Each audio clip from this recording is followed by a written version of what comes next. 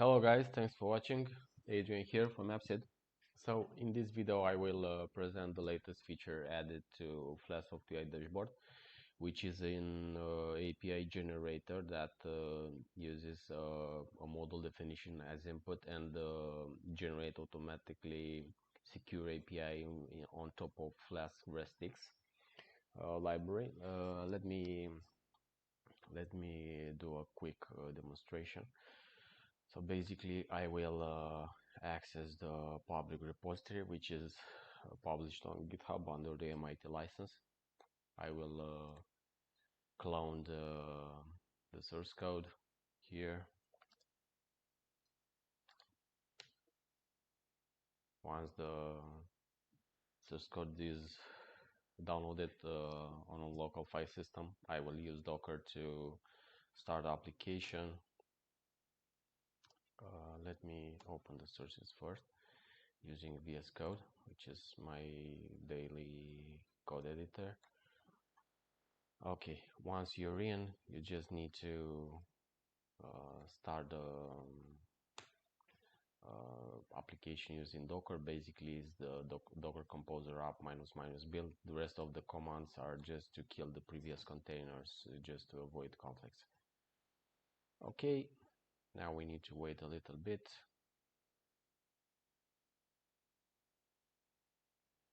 Okay, we can see here in the log that the database is migrated, and the last step is to generate the API, which is a CLI command registered in the application.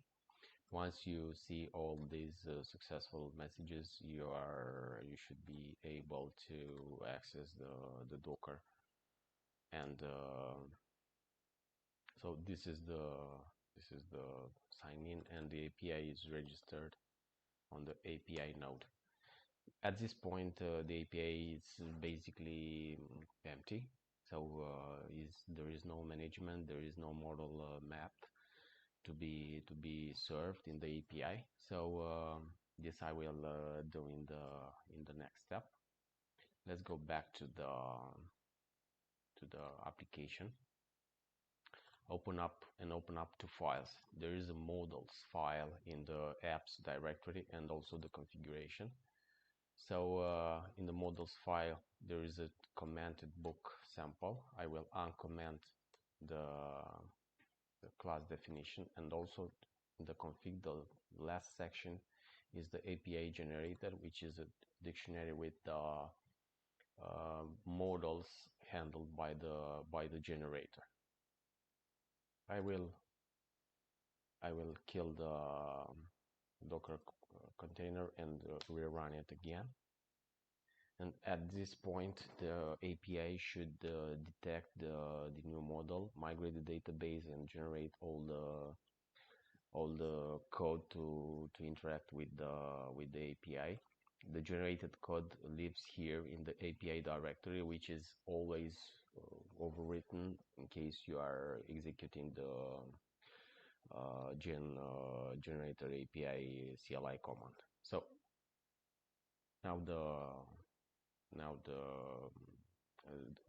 Docker container is up and running, and we should be able to access the new API node.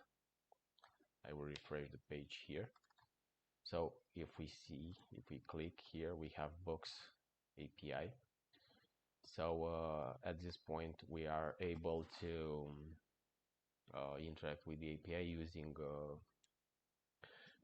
the usual operation like put, post, get, and delete. Another important fact is that the API is secured, so the get models, the get requests can be used without any tokens, so they are public.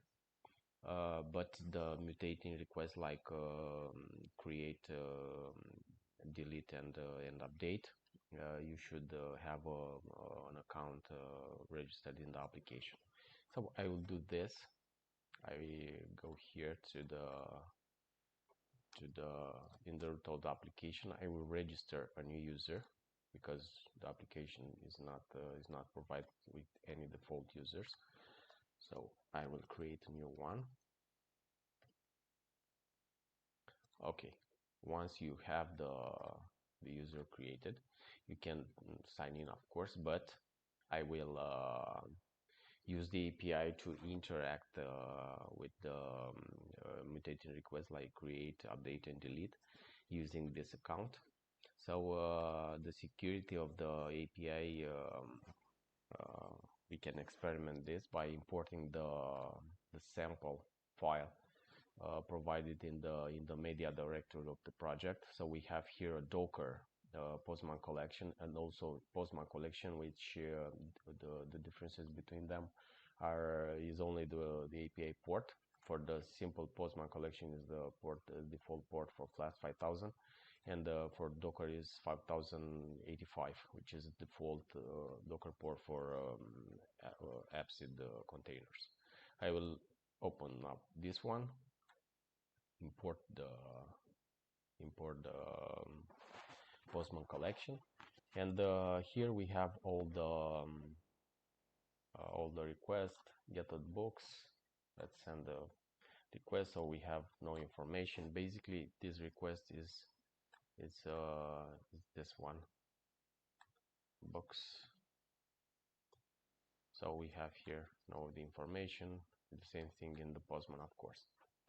If we try to get a book, we should have a matching record not found because we don't have any books saved in the API.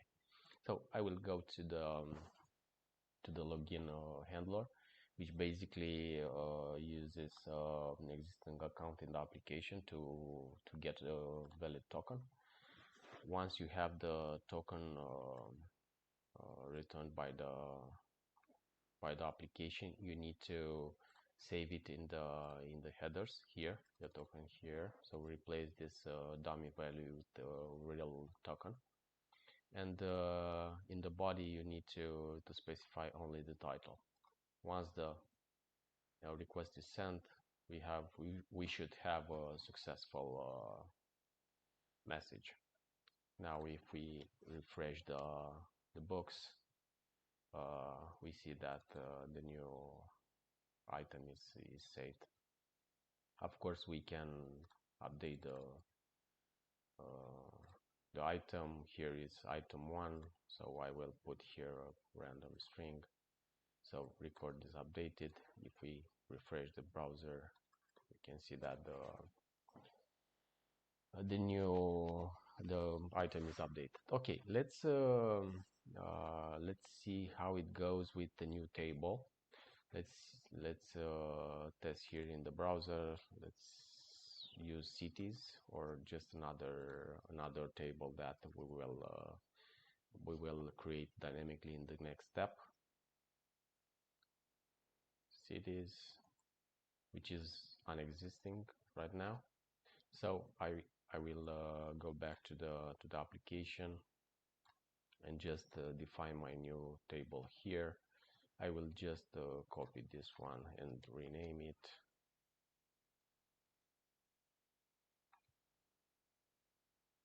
City, and here I put 1100, and in the configuration we always need to map the cities is the name used to identify the model, and the second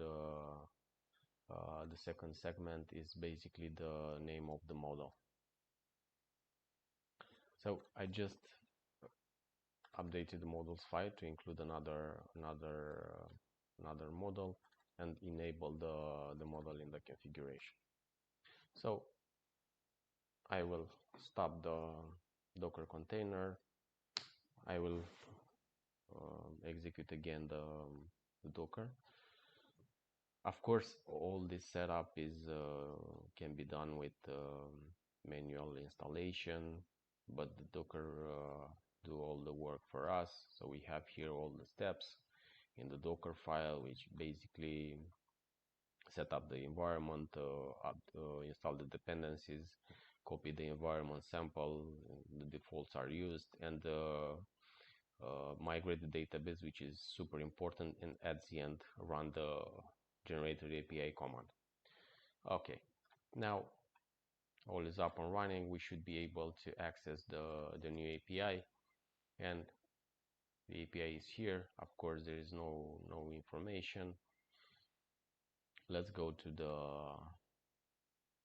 the Postman and let me create again the user because the database was reinitialized, and just create a new city as a sample. AppSeed, yes. Okay, now we have the user here. We just need to go back to Postman and get the new token. This is the new token associated with our account. Here in create a book, I will update the token, and instead of books, I will put cities. Here I will put Paris because I really like Paris. Okay, record saved. We have a city. We go here and refer to page. We have a new city registered. So guys, thanks for watching. Adrian here from AppSeed. So this the API generator is published on GitHub. The code will be improved. Feel free to access the project. We have here the roadmap. Dynamic data tables are scheduled soon to be integrated into the project. Also, we will provide Stripe payments, one-time subscriptions for Flask, and also a module to manage asynchronous tasks using Celery and Celery Bit. Thanks for watching again. In case anyone have issues, feel free to access the platform, chat with us. We are on Discord 24/7, and also we are replying to all the emails and try to help anyone. Thanks for watching again. Adrian here from AppSeed. I wish you all, as always, a super day. Bye guys.